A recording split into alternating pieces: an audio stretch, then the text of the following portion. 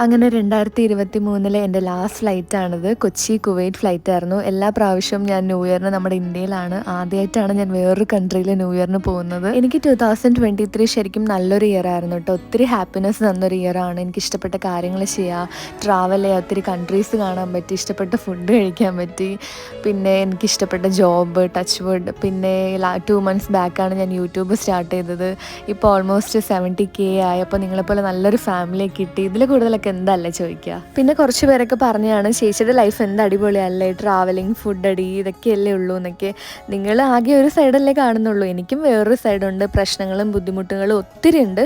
പക്ഷേ പ്രശ്നങ്ങളില്ലാത്ത ആരാ ഉള്ളത്? എല്ലാവർക്കും അവരവരുടേതായ പ്രശ്നങ്ങളുണ്ട്. അപ്പോൾ പ്രശ്നങ്ങളൊന്നും നമുക്ക് ഒഴിവാക്കാൻ പറ്റത്തില്ല. അപ്പം ഈ ഒരു ചെറിയ ലൈഫിൽ നമുക്ക് ഇഷ്ടമുള്ള കാര്യങ്ങളൊക്കെ ചെയ്ത് ഹാപ്പി ആയിട്ട് ചില്ലായിട്ട് എൻജോയ് ആയിട്ട് ഇരിക്കുക. അപ്പോൾ എന്താണ് എല്ലാവരുടെയും ന്യൂ ഇയർ റെസൊല്യൂഷൻസ് എന്ന് കമൻറ്റ് ബോക്സിൽ പറയാം. അപ്പോൾ എല്ലാവർക്കും എൻ്റെ ഹാപ്പി ന്യൂ ഇയർ. നാളെ കാണാം.